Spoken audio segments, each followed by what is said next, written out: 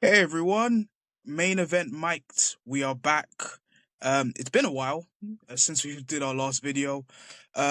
Just a lot of things have been going on. I went to Ghana, enjoyed my time in Ghana. Billy's just been doing things, and it was the Christmas season, so I know a lot of things have happened. We had a Survivor Series show that we gave a preview about, which ended up being kind of underwhelming. And we had the retirement of John Cena, who is no longer an active wrestler in WWE. A finish where I don't mind the finish. The fans didn't really care for the finish, but it is what it is. So Billy, how have you been since the last time we've made a video? All good, all good. But the Cena retirement tour is behind us. Yep. Thank God, because that was. Don't worry, um, we'll discuss about that retirement tour soon. It will be discussed here. Starting for the Rumble. Rumble is coming up. Rumble season always exciting, Yeah, even though it is in Saudi, which yeah, kills it for us a bit. But we at least we got an earlier start here, which is fantastic. yeah. I feel like that's the only benefit of the Saudi Royal Rumble shows, is that it's an early Yep, start agreed. time, so Rumble will end before midnight, and this is a very peaceful thing for us. But yeah, this video is literally our company ranking video. So we are going to review WWE in 2025. Just to kind of start off, just to highlight what has happened in WWE in 2025, we started off with the Netflix debut of Monday Night Raw. You remember that? All the celebrities, The Rock and all that. Roman Reigns versus Solo Sikoa. Uh, Seth Rollins versus CM Punk. So many things, of course, happened around that time. We then had the Royal Rumble, where Jey Uso won the Royal Rumble in surprise faction. We also had the Cody Rhodes versus Kevin Owens match in a ladder match, the Women's Royal Rumble where Charlotte won. Then we had Elimination Chamber, which I think a lot of people say was their pay-per-view of the year or PLE of the year, especially with some of the great moments. One of course, John Cena's heel turn. Hopefully they didn't F that up, but we'll get to there as well. Sami Zayn versus Kevin Owens to both of the Elimination Chamber matches. Then we had WrestleMania, of course, that happened. A WrestleMania that you could argue had a lot of great moments and matches, but felt like a mixed bag show with a night two main event that I feel like WWE want to forget, just like they did with Travis Scott's theme song on this past week of Monday Night Raw. They switched it up real quick. Yep, SummerSlam, of course, we had a lot of things and a lot of tournament. Well, we had tournaments. The John Cena is now tournament. Yeah, for the right to face John Cena, aka we need to make Gunther look very, very strong. Other shows, of course, like Night of Champions. We had the first ESPN PLE, aka we need something to just mess up anything that we can do to counter program AEW.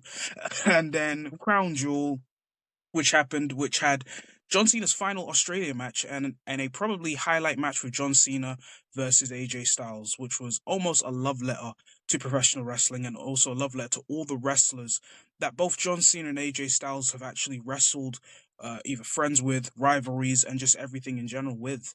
Then we had Survivor Series War Games, which happened in a fat stadium and kind of felt underwhelming, even with the Roman Reigns Cody Rhodes interaction. It almost felt like yep, the underwhelming side. I don't know if you think this is underwhelming, but to use this like, as a comparison, it reminded me of Avengers: Age of Ultron, where Tony Stark and yep, Steve Rogers had that one interaction, and it was just like to say, "Listen, Civil War's on the corner, so we just need to build that up again." So it kind of reminded me of that. yep. Then we also had other specials. NXT had their specials. I think one PLE that stood out was NXT Stand and Deliver, especially the triple threat match between Obafemi, Trick Williams, and Javon Evans, as well as the tag team Yep. match between Hank and Tank and Fraxium. Fraxium, who was 2024's Tag Team Wrestler of the Year. I don't know what they did in 2025. Maybe Billy will remember, They're but not winning that award that this year. well, they're not. Let's Yep, just let's just put it out. yeah, probably that. And of course, the retirement of one John Cena, a retirement tour that was confirmed a year ago this week, a year ago this Monday, I believe.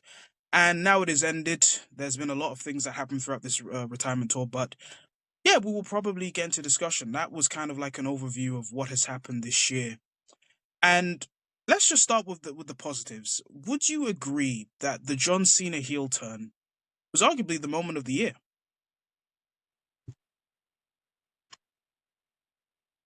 Hmm. Yes, the initial turn, yes. The actual turn itself, yes. Like I remember, so I watched Elimination Chamber the next morning, and one of our mutual friends messaged me and was like, "Oh my god, oh my god, oh my god, Yeah. watch it ASAP." And I was thinking, okay, Cody must have turned heel then. Like Cody must have been the one to turn heel. And then when I see that John Cena's face Yeah. right after he hugs Cody, I'm like, oh my god. So it probably is moment of the year in terms of something we never thought would happen, especially on his retirement tour. Yeah. What followed is Yeah, yeah. Just to kind of yeah, just to sticky one. yeah, just to kind of add, I think the one positive, I think the positive that I can say to start off is that WWE definitely had some strong moments, and I think that has been Yeah, the label of WWE ever since this new era that Triple H has made.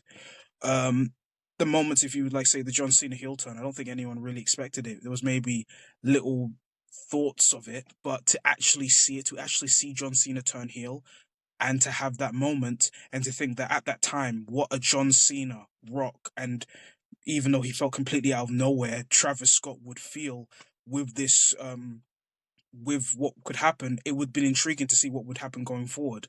Unfortunately, yeah, The Rock said nope. Travis Scott said nope, and we'll get there as well. And of course, there's other moments like Jey Uso winning the Royal Rumble. No one really expected at the time, and I still think, despite the criticisms that Jey Uso's probably got, maybe from a certain fan base, or just how I kind of feel Jey Uso's run has went, that is a moment that yeah, was probably the right thing to happen. At the time, because there was a lot of people saying it should have been Cena, should have been Punk, but Jay was probably the right out of nowhere choice for him to have, especially on a PLE yeah. like that. Well, Um, I think what killed Jay's. A lot of people afterwards were complaining online, saying, "No, well, we're happy for Jay, mm, but he did just lose to Gunther 7 days before that, yeah, and he had lost to Gunther 2 times before then as well." So I think yeah, that's where the criticism. Like, everyone was happy Jay won it, yeah, but it was like, okay, are we doing Jay versus Gunther again? yeah. I think that was kind of the issue because it's like, and arguably we've got this same issue previously on Monday Night Raw. We've had CM Punk versus Gunther, no CM Punk versus Braun Breaker. Um, Yep. Punk's beating Braun. I'm guessing that Yeah. Braun is still going to chase for that world title, but it's almost like I don't know if this is a thing where WWE love to do this, where it's like before the person goes for to win that belt, he has to lose first. I don't Yeah. really get Yeah. that. I noticed it as well. It's like they did this last year, I think, with Braun Breaker going for the IC title, or maybe 2023, I believe, where he lost to Sammy first, and then he won the belt, I believe, SummerSlam. Yeah. It's like Yep. some people will argue that maybe Braun's too early. Well, utilize his time to push, like make the stars of tomorrow. You know, you have Cody, who you've established, but it would have been maybe a good risk to maybe give Braun Breaker that world title now. I get them wanting to wait till WrestleMania because it's a big moment, big crowning thing, and all that. But if you're gonna do CM Punk versus Braun Breaker for your first Monday Night Raw of 2026,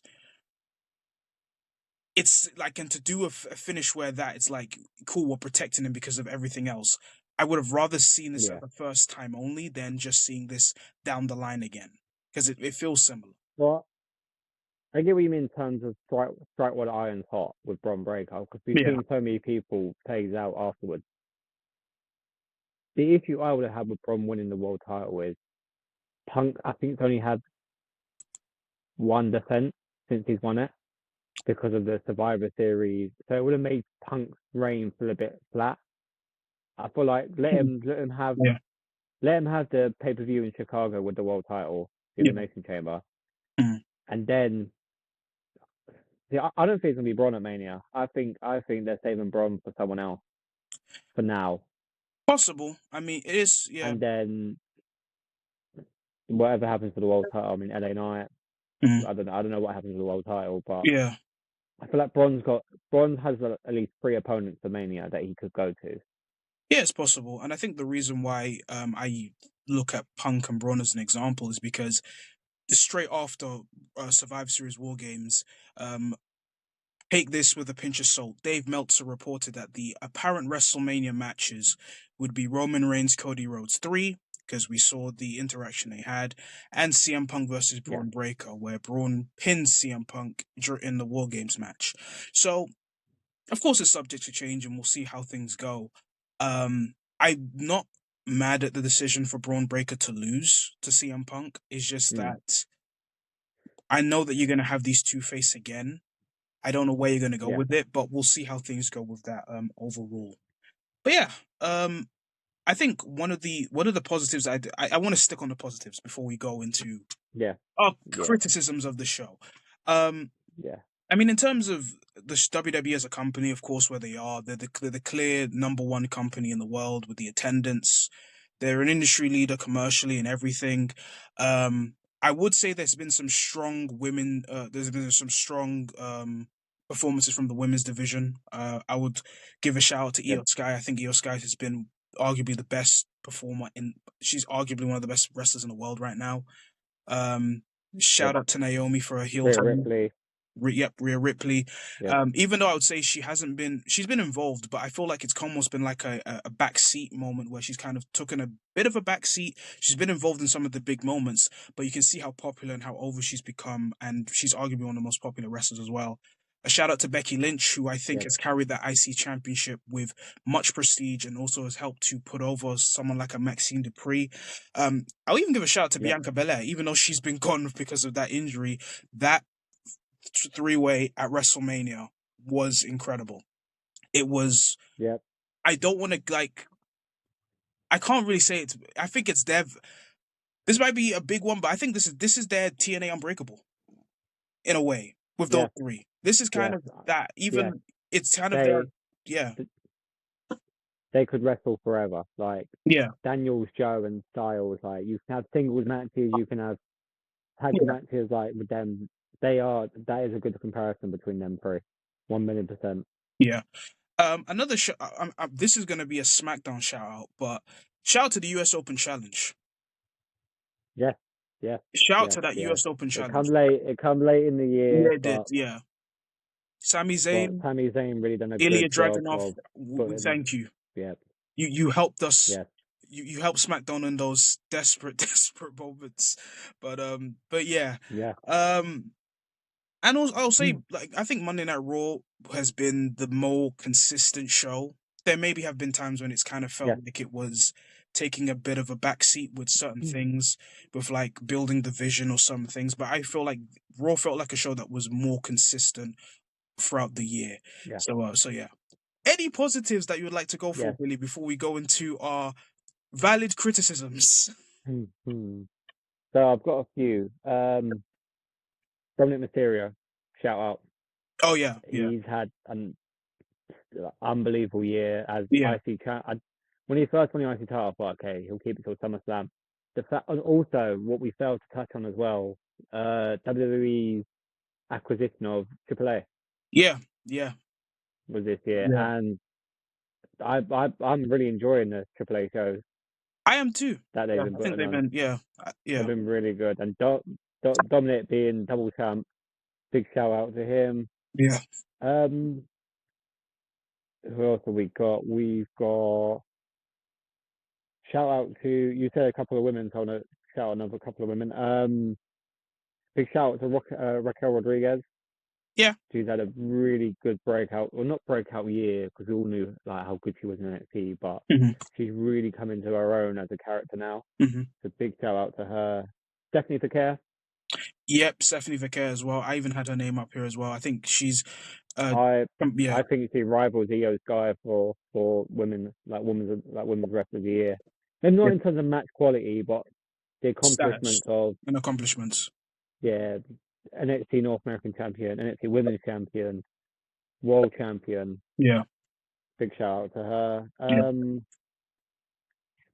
Big shout out to Carmelo Hayes for not giving up. Oh yes, they've listened. His time They've comes. listened.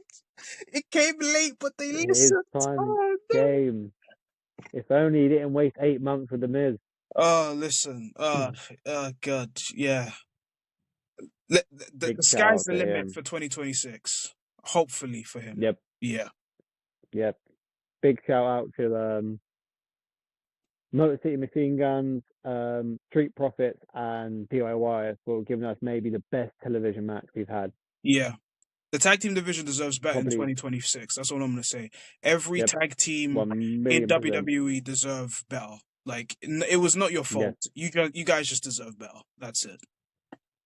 yep, 1 million percent. And last shout out to John Cena for giving us a year, even though he probably shit on over with his like how much his body's slowing down, but he gave us one final year, one final run. So big shout out to him. Yeah, definitely a shout out to John Cena because there were moments where I was thinking, is this guy washed? But then SummerSlam, he was like, Yes, nah, I'm not washed. yes, The match with yes. It's Logan like Paul. it's like yeah, yeah. It's like halfway through the year. It's like, gosh, I should really probably start crying now because I'm like 4 months left. Yeah, but yeah, shout out to Cena. Easily what some with John Cena. He has his, of course, the fan bases, and I think what he's done in terms of WWE. So yeah, just to honor John Cena. I know it's very, very late to do so. I even remember watching his last match. And it was a great last match. I think It was a good last match. the decision of the booking of him tapping out. At first I was kind of like, cool. But I think as time has gone on, I'm fine with the decision. I just hope that this continues Gunther on, especially, and it's something that Gunther can have, can utilize, and but yeah, that's overall. So, so my sorry to interrupt. My problem with it all was if he's gonna tap out, cool, because Cena had like that would be a good finish. But don't build it up that he's not gonna like let it be a shock factor of like you know what I mean? Like let it be a shock of oh my god he's tapped out. Not is he gonna tap out? That makes sense. Because they was building it for like 2 weeks of he could tap out. Mhm. I was like when he tapped out, I was like, so you basically told me he's gonna tap out. Yeah, but I get it, but I also see that that was kind of the goal that they were going to, and I think that was kind of the last thing that they want John Cena to see Gunther do. And sometimes when I kind of look at the reaction Gunther is getting, and I kind of see it in hindsight, the fans are angry because he beat Cena. It's almost Yeah, like the only bad thing Gunther did was actually do what he said he was going to do, but it wasn't to the yeah, faith of like forcing Cena to tap out. It was almost like Cena saw it like, this is it, this is all I got. I'm just gonna end it here, and this is how I'm gonna poetically end my career. But yeah, that's how I see it. yeah, yeah. But yeah, a few positives in WWE this year, but I'm sure there could be a few negatives as well. Yes, they will be. Look, in terms of 2025 for WWE, um, I we've spoken a good amount on the positives that have happened this year. But I feel like this has been a year where I feel like the creative and maybe the storylines have kind of lacked. I think the strengths Yeah, of like 2022 to 2024, we saw WWE on a high. I think this year it's definitely felt a little bit on the low side. One example could be the inconsistent storylines. I think the John Cena retirement tour. I just kind of feel like after some time, I think especially the heel run, this is worse than Stone Cold's heel run. This is yep, worse yep, because I understand that you are trying to have these final matches with like a Randy Orton, a CM Punk, R-Truth, tag team match with Logan Paul for some reason when he should have defended the belt. Nonsense. yep, And all these other things. It just felt underwhelming and anticlimactic. It almost felt like we needed to do something drastically. We didn't have a game plan for this heel turn, for this heel run. The promos that John Cena's giving about the fans turning on him and being, "Oh, I've been in an abusive relationship with you." If this happened in 2012, straight after he lost to The Rock, that would have hit. It doesn't hit in yeah, 2025 when the fans just want to cheer him. They want to cheer yeah, him. They want to honor him because it's the last. year, last time in each arena that he's going to that are going to see John Cena. And look, I Yep. applaud WWE for making the risk of turning him heel. I just think the way they went after it after just felt very underclimactic, in my opinion. When I look back at the Randy Orton thing, it was just like, oh, this is just the last time I'm facing Randy Orton, and this is just the dynamic of Yep. like a face Randy Orton versus a heel John Cena is interesting, but it doesn't hit the same when John Cena's not appearing every single week. When it's like we can only do one Yep. promo, he's gone and he's back for the PLE. Same with CM Punk. I think some of the promos were cool. I kind of feel like the Cena's version of the pipe bomb. I think after time just kind of feels like it was there, but I'm still gonna remember pipe bomb one over pipe bomb two. I think they wasted Yep. the R Truth thing where they could have done something better with it, especially knowing that apparently R Truth was Massively. gonna get released, fired, and then it sparked them to bring him back. Involving Logan Paul, I get you want to do this for heel heat and whatnot, but it just kind of felt like a lesser version of like when Stone Cold was with flipping Kurt Angle, but with just a Yep. completely different person. And then we just completely turned him babyface back for SummerSlam, literally the day before. My problem is Yeah. that the heel version, the heel run of the John Cena retirement tour, just didn't feel planned. It felt underwhelming, anticlimactic, and it just felt like sure we can see this vision of him being healed, but it just didn't be this consistent thing overall. When he was a babyface, it got better. The match with um Yeah. the match with Cody Rhodes was great. Brock Lesnar match was underwhelming. I don't care whoever tells me that match was is literally just 2014 SummerSlam, but Yep. just worse. Carbon copy. But just worse. Why is Brock Lesnar needing Brock Les like even despite the surrounding noise around him? Why does he need a win to get his heat back when it's Brock Lesnar? You could have found anyone, Yep. but I digress. But everything else had its moments. I just kind of felt like the heel run made it feel slightly anticlimactic. And this is where when I hear that, I hope AJ Styles doesn't go on a retirement tour because he doesn't need it. I hope Chris Jericho Yep. doesn't sign on to get a retirement tour because He that's certainly just doesn't need it. yeah. So I think the biggest thing for me and the biggest downside for me is just I just feel like the retirement tour had an anticlimactic and underwhelming feel because of the heel run. So Billy, what do you think of the heel run of John Cena? The first turn, sorry, the turn and then the first promo, I was like, okay, I can see, I'm down for this. Yeah, And then the next promo was just the same thing. It's just a carbon copy of the like abusive relationship. I'm like, yeah, well, we sort of booed you for 20 years. The one time we cheer you is the one time you want to turn heel. It don't really make sense. yeah, And then this whole people say he was turned heel because it's gonna lead to a bigger babyface reaction. He's yeah, retiring. We're gonna cheer for him. We're gonna yeah, appreciate him. You didn't have mhm, to turn him heel to make us appreciate him. yeah, The one time matches with Orton and Punk, although I did enjoy both, yeah. They weren't but bad. I enjoyed them because they were Mhm, this is the last time yeah, rather than this is good sort of mhm, thing.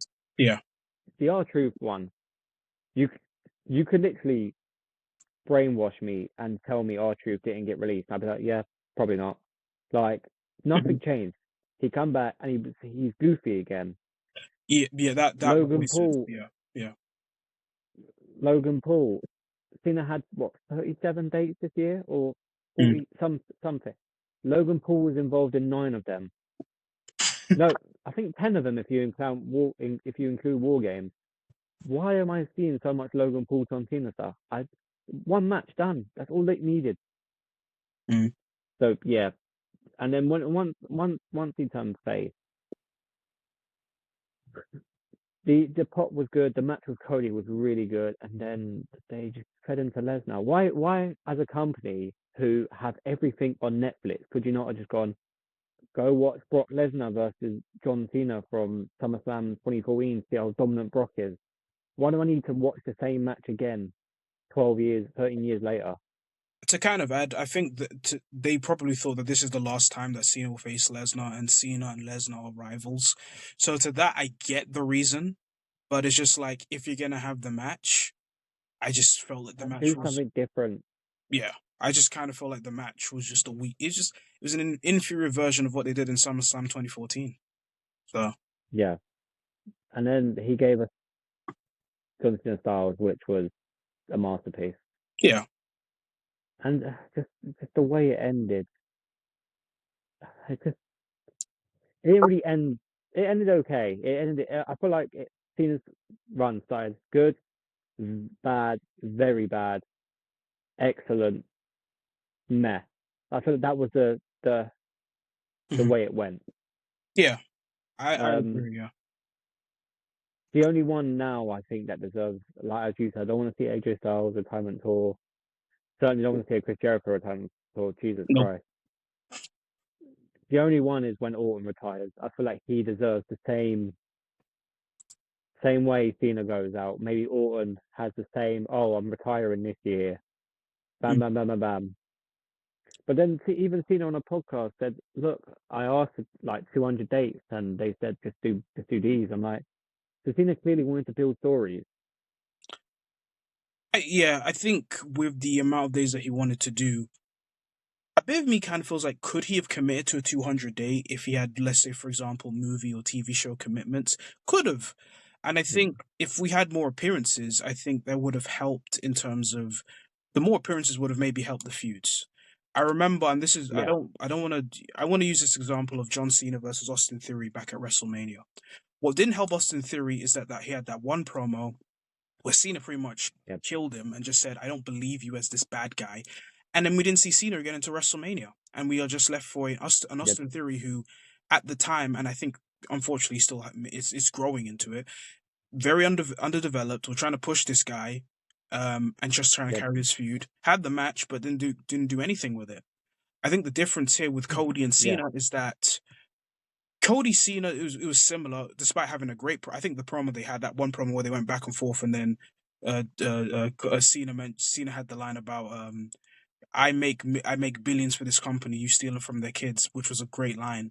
yeah, There's a lot. There's some good things there. It's just that it kind of feels like the same motivation, but I feel like the motivation would have made more sense in 2012. yeah. I agree. I agree. And then whatever The Rock and Travis Scott disagreed on to literally disappear from TV or disappear from the company, Yeah, and that that didn't help either. yeah, the retconning of that and just kind of removing it and just the thing that I think kind of irritates me a little bit is just how much times like and Cena said it in his interview saying who cares. The people who are Mm, invested in the storylines and pay money are invested. Like it's yeah, cool for you to say who cares, but it's almost like if people keep telling me that WWE is this intricate company that pull out these storylines and make everything great, and sure, there'll be times where you have to retcon things because things happen out of nowhere, understandable. But people are going to want to ask the questions. And yeah, it just, I think this, the whole thing of The Rock not appearing at WrestleMania, it didn't make Triple H look good. And I don't know if it feeds into the rumors that him and Rock have some issues. Who knows? Who, whatever. But that's just kind of the thing that it is. But yeah, the retirement tour of John Cena had its strengths. It definitely had its lows. But it yeah. doesn't encourage me for more retirement tours. So yeah. No, me neither. Me neither. I've got a very, not, I wouldn't say big, but a very annoying um unpositive thing to say about WWE this year. And Mhm. that is why can't, or why can they only book one tag division at once? Like why does SmackDown have an unbelievable tag division at the start of the year? And now the titles are flipping on the White Six, who Mhm. I don't even know what they're doing at this point. Like they're feuding they're group with group feuding while all these tag teams are sitting there with no title. Yeah. And then for 9 months until Dragon Lee and Styles got the belt, Hmm. the Raw tag division just disappeared. Like It doesn't exist. Finn and JD were just in the clubhouse with the title. It's like, yeah, this is decoration. We're good. Nah, I don't need to fight. Why is it they can only book one tag division at a time? Yeah. That actually goes into the next thing I was gonna say. Weak title reigns. So Mm, let's start with the tag team division. I think yeah, I'm seeing the positive in the women's tag team division where they're actually doing something with it. This is the most liveliest the women's yeah, tag team division has been. Just as we just finished, just as we've done this recording, Monday Night Raw, the first Monday Night Raw of 2026 just happened, and we have new women's tag team champions in Rhea Ripley and Io Sky. mm, I think they've done yeah, a good job of making the women's tag team division there feel lively, especially heading into the last part of the year. Do I feel like it has yeah, made the main championship on Raw Stephanie Veke, which we might have a discussion if things don't improve soon? Yes, and this goes into the weak mm, title reign thing. Io Sky has had a great 2025, had a great title match with Bianca Belair and Rhea Ripley mm, in a feud that tried to make it like a homage to like He Who Should Not Be Named versus Shawn Michaels and Triple H at WrestleMania 20. But you could almost argue it made Rhea Ripley kind of feel a little bit dislikable with how she was trying to force her yeah, way into getting a title match. Match was amazing, but I yeah, just think the character of like Rhea was just kind of annoying to an extent to just to force her way into the match, despite you losing fair and square. But after yeah. that, what did Io Sky do before Evolution? Do you remember her defending the championship after that? I remember one promo from where she said she grew up idolizing Nikki Bella. That was our world champion at the time, saying she idolizes Nikki Bella growing up. Maybe she does. Bear in mind, she's about 6 years younger, I think, maybe a bit more. Yeah. So yeah, Yeah, that's I'm not buying it. yeah, and so her next title defense was against Rhea Ripley at Evolution, where she drops the belt to Naomi. Yep, What is the point of having these matches when the title reigns are just like that? That's the one thing that's just confusing about. So yeah, 1 week title reign. Tiffany Stratton, a name that hasn't been mentioned in a while. Won the WWE Women's Championship, I believe, at the start of the year, cashing in on Nia Jax. yeah, Since then, had a feud with Charlotte Flair. That's what I just like to call it. It was a feud, a feud that you can laugh at because it just felt completely off the rails. And yep, then after that, she defended the belt multiple times against Nia Jax. Sure, the matches were good, but it's almost like, do you have no one else besides Nia Jax? Then you had a feud with Jade yep. Cargill, which was kind of a whatever feud, and I see that WWE was trying to put the belt on Jade Cargill, which is fine. But yeah, another week under underwhelming title reign, which kind of felt whatever. Julia. Julia, you took the word out of my mouth. She's hands down the worst title reign this year. Mhm. Hands down. Like, you have this. Julia is such a good character as well. Like, I think she's being wasted in the US title division. I think she can literally be in the main title Yeah. discussion. And the fact that you have her win in a good, she had a decent feud with Zelina. Mhm. Right time to take off Zelina, and then you do nothing with her apart from fighting Michin and fighting BFAB.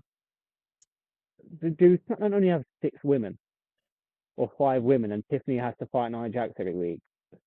Yeah. And then you drop it to Chelsea Green, who, I like to be Chelsea, fair, but she defended NXT. yeah. I think Chelsea. She was in one of my shout outs that I forgot to mention as well. Her and Ethan Page, Hmm. them two have had a proper good year. But they're like, Chelsea does nothing with it on the main roster. She's more down the NXT with it, Hmm. and then she just wins it back. So like, what is this? What is this recycling belts about as well? Yeah. If Yeah. you don't have a plan. And this will kind of lean to my next negative. SmackDown.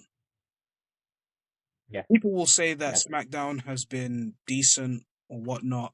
I think it's been lifeless. I think it's been average. I think a lot of the weaknesses in WWE has come from SmackDown. They barely had a women's division, um, where now they're starting to recoup and add people in. They've just added a Lash yeah. Legend. They're gonna add Jordan Grace. I feel like you needed these people months ago, time ago. Jordan Grace was Potentially a Blake Monroe as well. yeah, I'm hearing that one as well.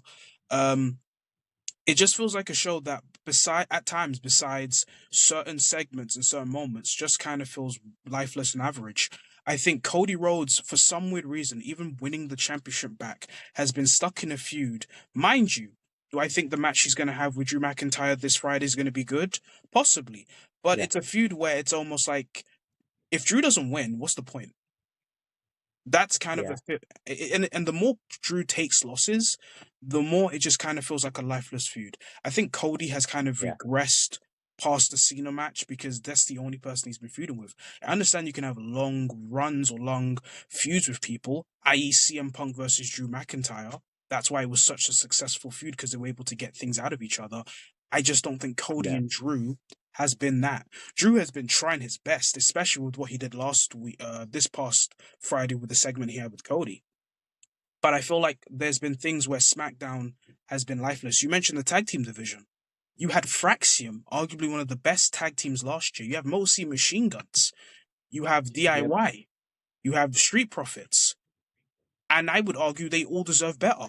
They had moments to shine, especially with the TLC match and the SummerSlam match. But that is yeah, where things at times you could have done more with them.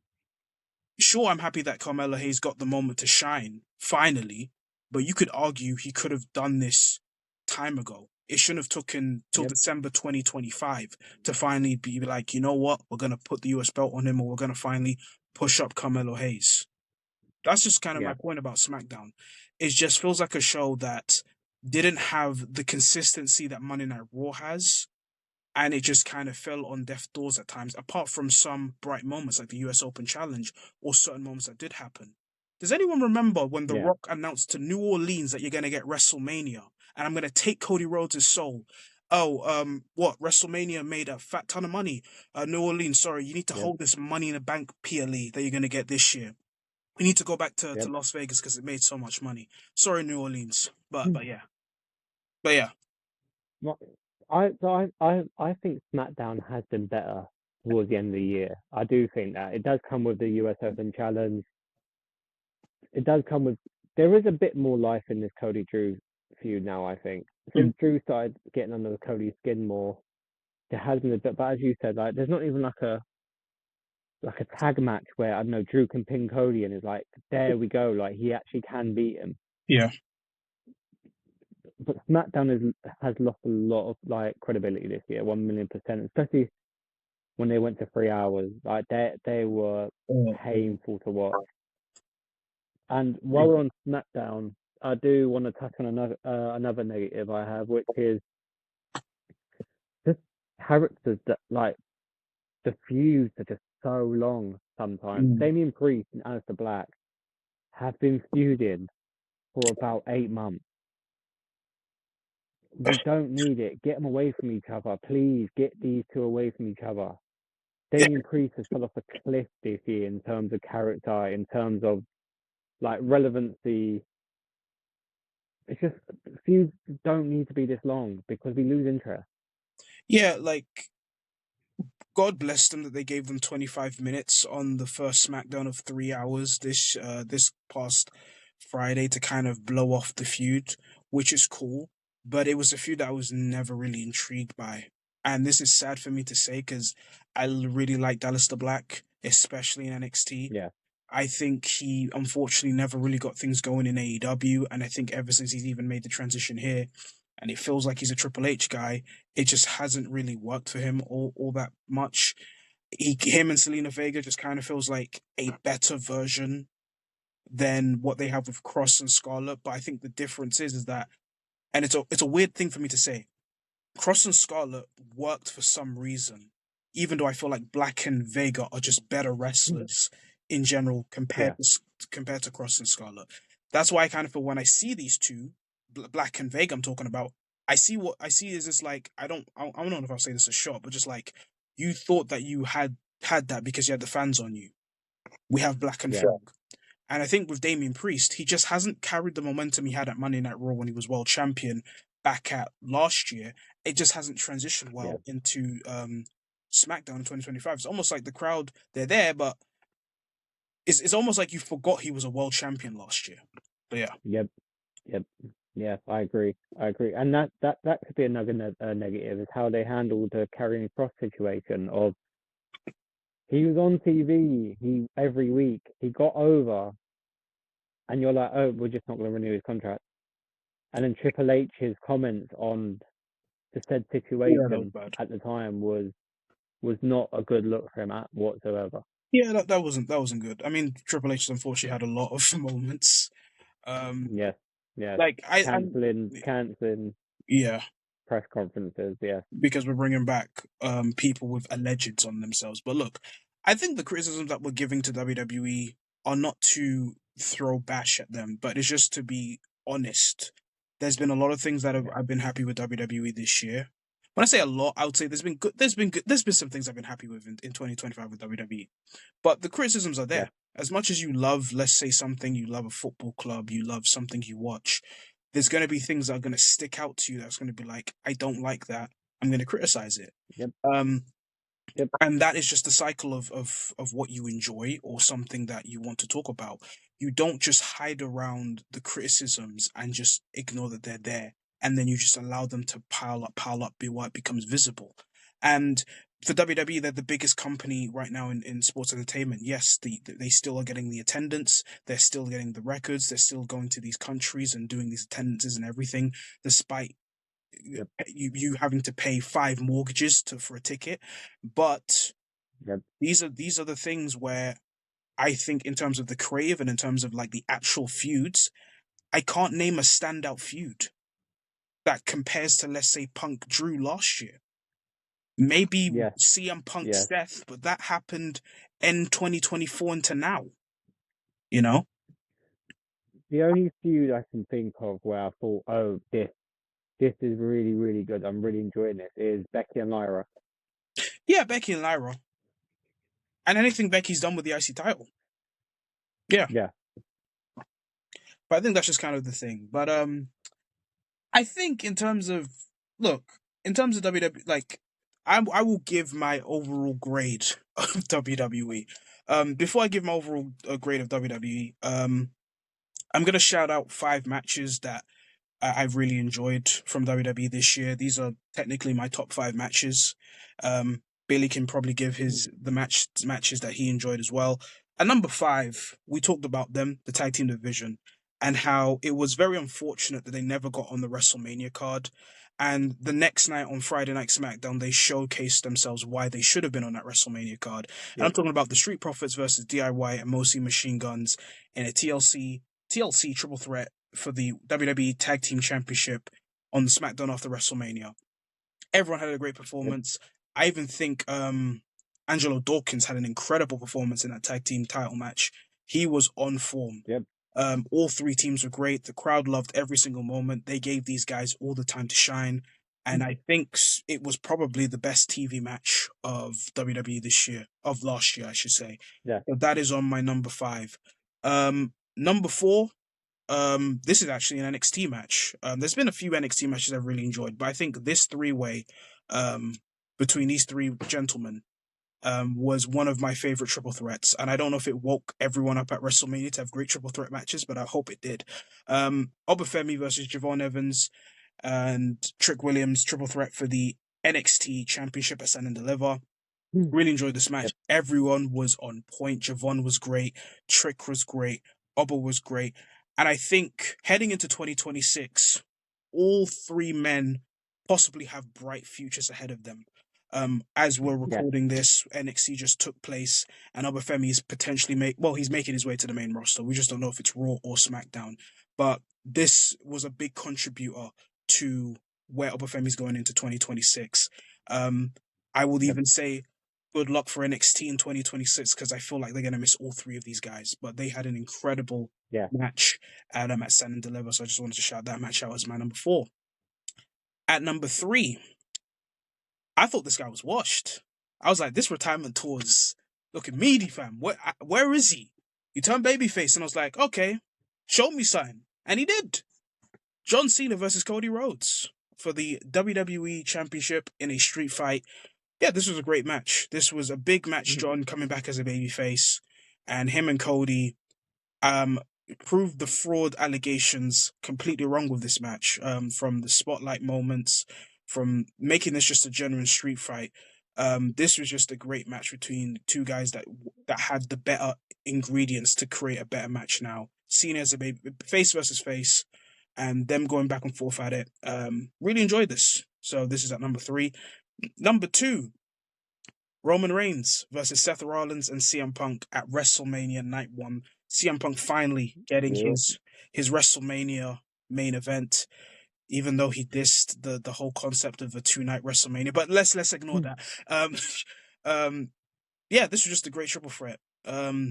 Great match, told a great story, and it led to Paul Heyman turning on Roman Reigns, turning on CM Punk, and aligning himself with Seth Rollins, and Seth Rollins getting a ginormous victory, which you could argue contributed to a big 2025 for him and his group and the world title before he slingshot his shoulder into himself. But Yeah. yeah, this was a phenomenal triple threat match between three big time wrestlers in WWE, and that's my number two.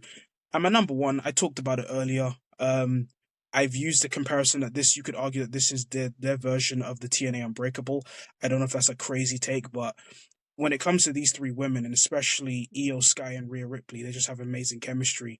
And when you add Bianca Belair to it, then that's the case. So my match of the year of 2025 in terms of WWE is Io Sky versus Bianca Belair versus Rhea Ripley. The feud was just all over the place. The match Yeah. was amazing. All three of them non-stop car crash wrestling, but they all made it make sense. Bianca Belair sacrificed her knuckle for this and sacrificed pretty much all of her 2025 for this incredible match. Io Sky, Bianca Yeah. Belair, Rhea Ripley, thank you for giving us such an incredible match at WrestleMania. Those are my 5 matches for 2025. But Billy, are there any other matches that you enjoyed into 2025? So, a couple of yours I have on my list. My top two are both not on your list, which Mm, is very, very interesting. mm. So, I'm just ordering them now because I forgot to order them. But so, this is tough. This is tough. Fam, it was tough for me There's to a lot of good matches this year.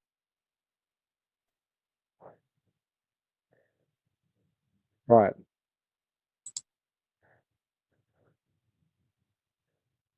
I get it. It was Um, tough. It was even me it making was this. really, really tough. Yeah, It's still tough now because I'm deciding number five right now, and it's just yeah, really, really tough. yeah. There's also other matches. I mean, outside of WWE that I did enjoy. I wanted to give a shout out to Saya Kamitani. She had an incredible Yeah. 2025 in Stardom. Her match at Stardom, All Star Queendom, that was an incredible match. Shout out to that as well. Um, and there's also a lot of matches that I could have had, but I just wanted to make a WWE centered list. I even made Yeah. it like like all the matches I've watched this year. It was like 60 from like different companies: WWE, AEW, New Japan, Stardom, Ring of Honor, even GCW Indies, anything. And I just threw it into there.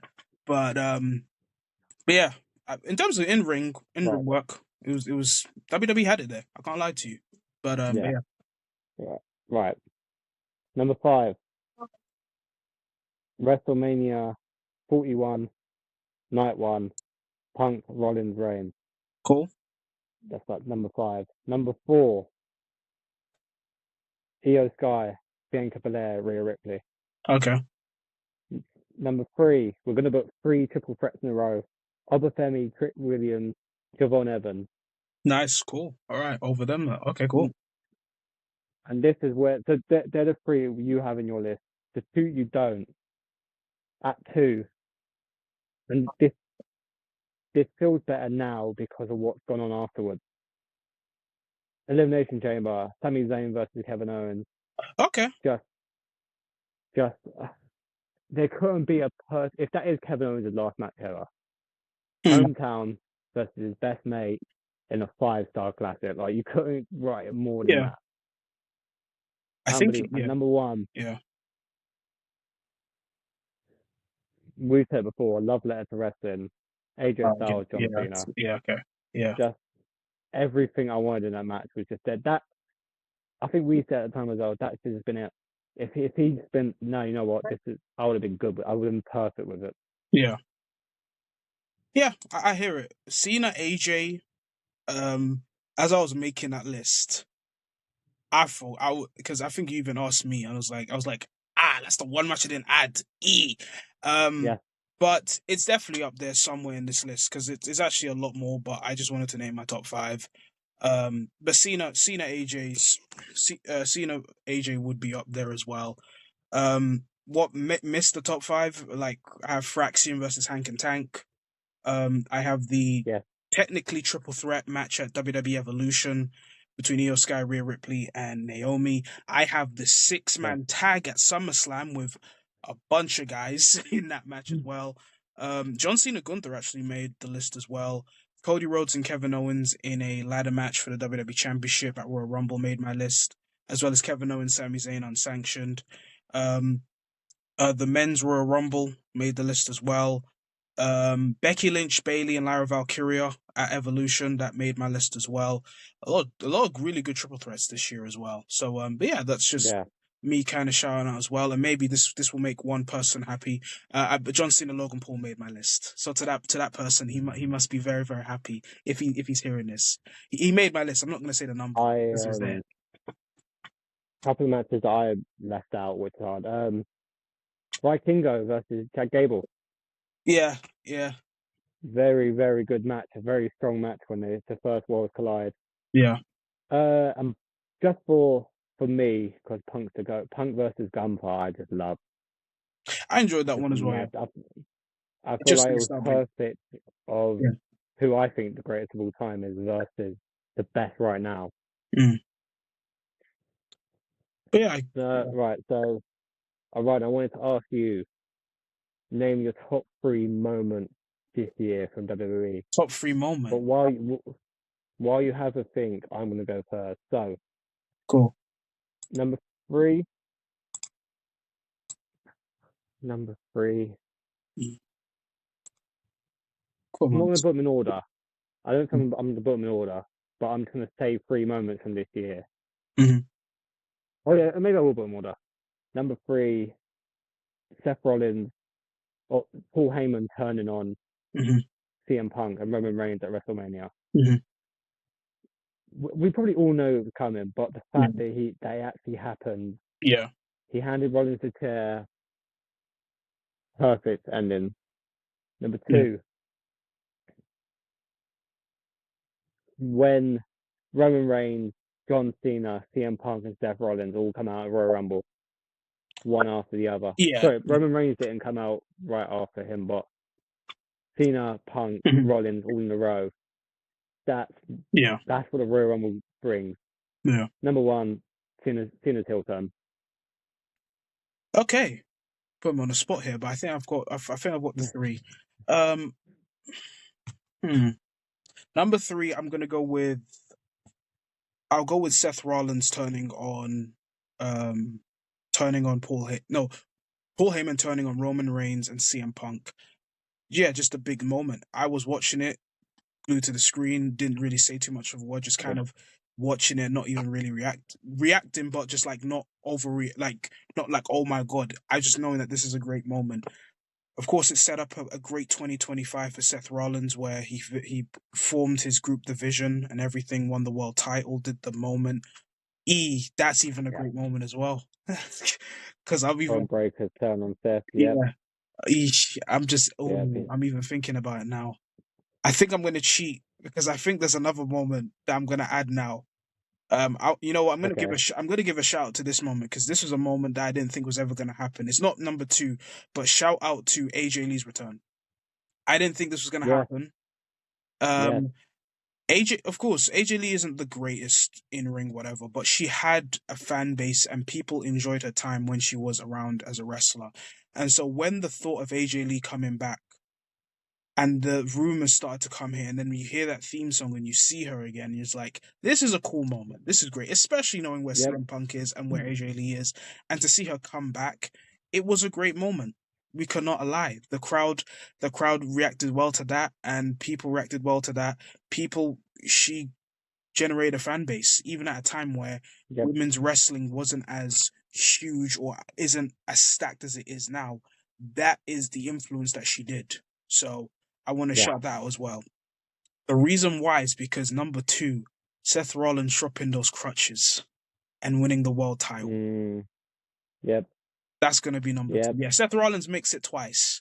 Um, because we all had a feeling, because it was like a little bit, we're like, is Seth really injured? And they released the trailer for WWE Unreal Season 2, so if you want more information, you'll probably get through there.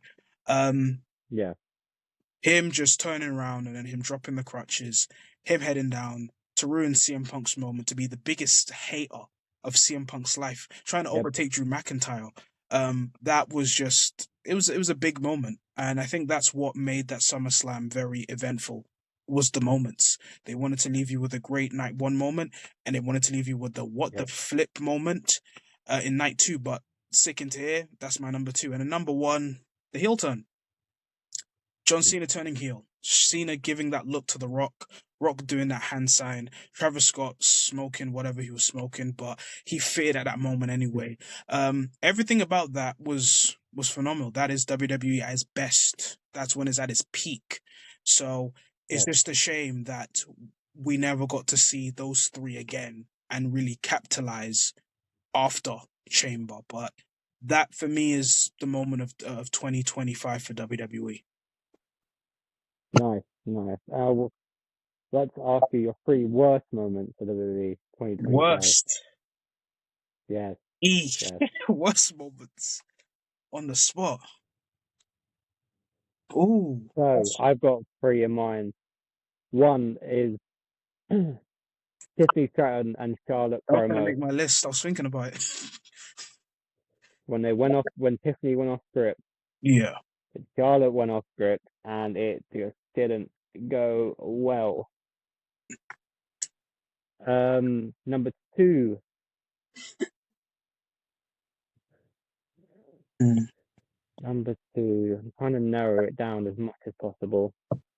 There's been a few bad moments this year. Yeah. Julia losing the US title, Okay. the way she lost it, just it just didn't make sense. It still don't make sense to me now. Well, I'm a big fan of Chelsea Green. It didn't make sense at all. Yeah. Number one,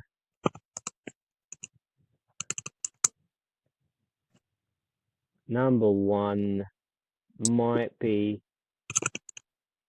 the Tiffany Stratton, Jay Cargill, Nia Jax triple threat. Hmm. I I That get I get what was you're saying. I get what you're saying with that. bad. It was. Here's the thing. I don't think it was just them. Everyone. Yeah, Everyone. The referee. Yeah. it was an all-round mess. Yeah. Yeah. I'm still thinking about it because there's probably one that I would have probably added with you with what you were saying too. Um. Ugh. Is it okay? Hmm. Oh, sorry. I'm gonna change my number two actually because I'm gonna change my number two because I just thought another one. So I'll move Charlotte and Tiffany up to two. Mhm. Number three, the worst moment. Nia Jax eliminating about 11 women at once from the Royal Rumble was the laziest booking I've ever seen in my life. Okay. Okay. Um. Just wasn't needed. Wasn't, and the caliber of people she eliminated, it just looked silly, it sounds silly. It was silly. Okay. Let me give some. Okay. Honorable mention the poor main roster booking of Julia. Because Yeah. you could argue Julia should have been a breakout wrestler of 2025. Um, Yep. because she was up there with Stephanie Vecher. Like they signed Yep. both of them, and hopefully 2026 is a better year. But it almost kind of feels like it was wasted because you gave her the US title, then you took the belt off of her, and then you brought the belt back to her. So that didn't really make any sense. Um, Yep. so yeah. Um, Number three, Brock Lesnar versus John Cena. Oh my god, I just forgot one. Sorry, go continue, but I just forgot one that I might have to put in instead.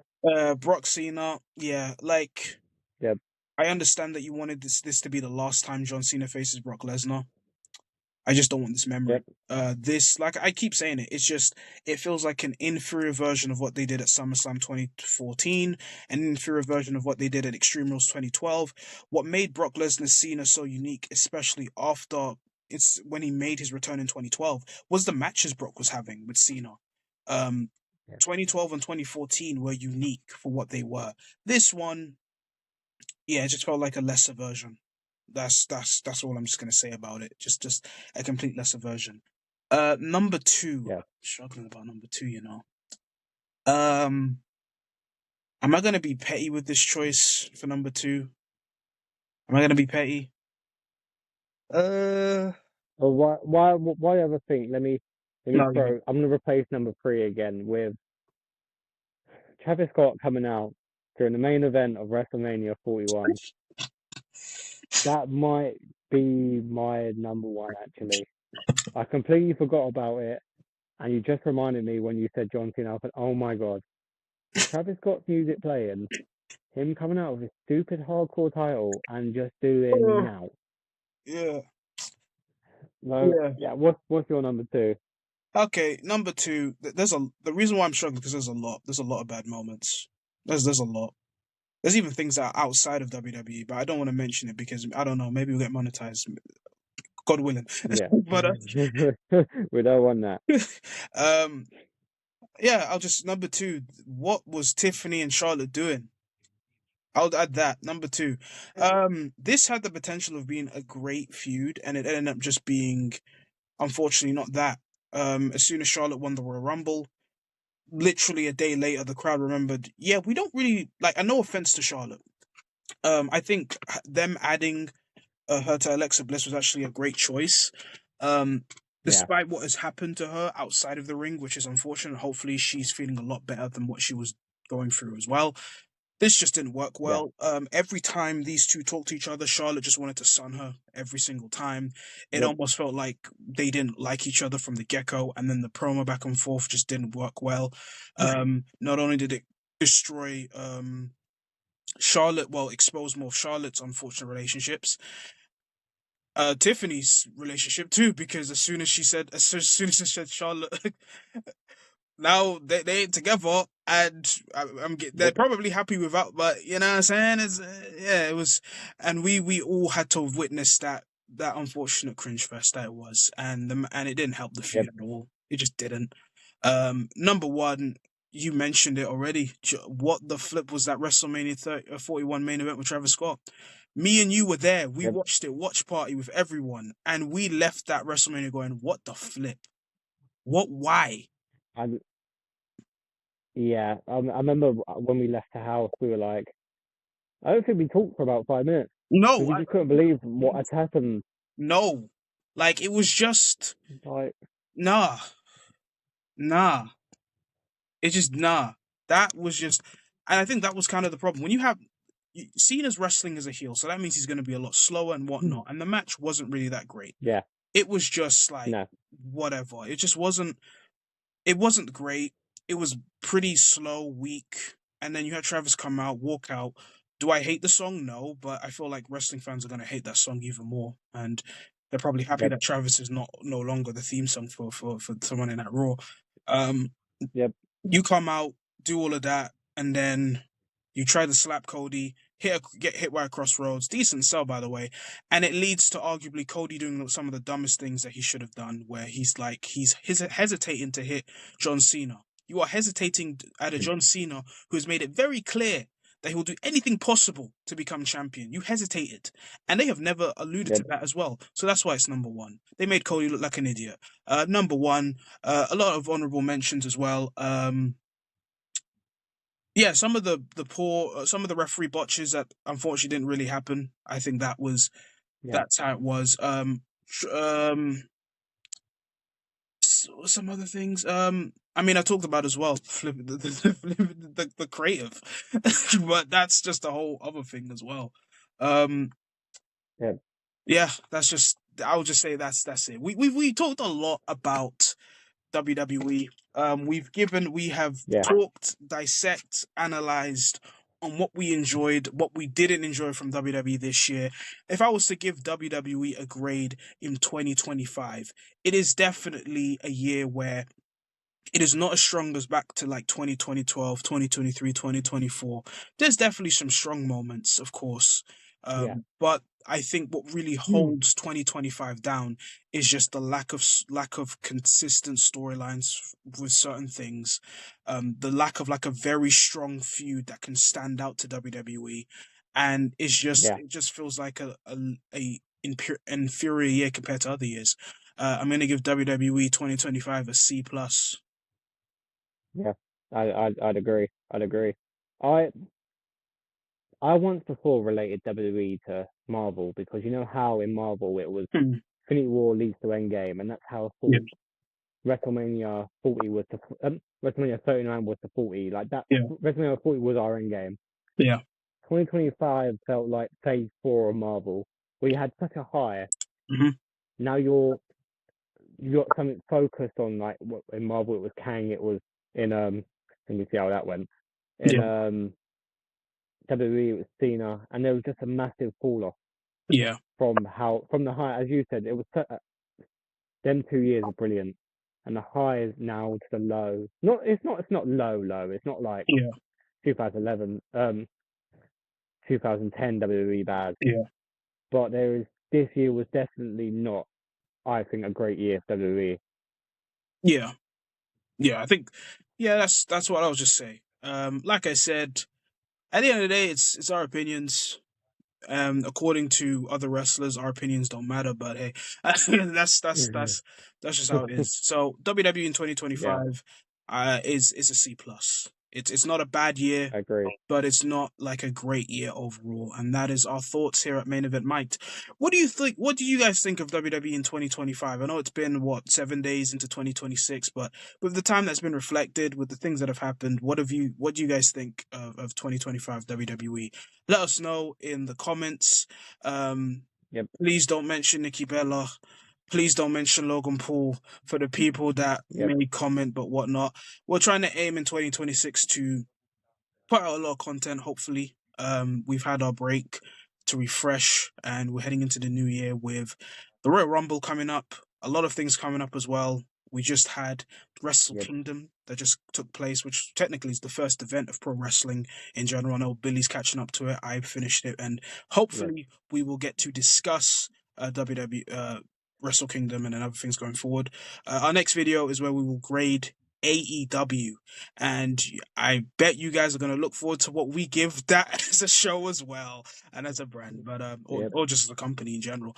But yeah, those have been our thoughts of WWE in 2025. I've been Oriodan. I've been Billy. I'll catch you guys in a bit. See ya.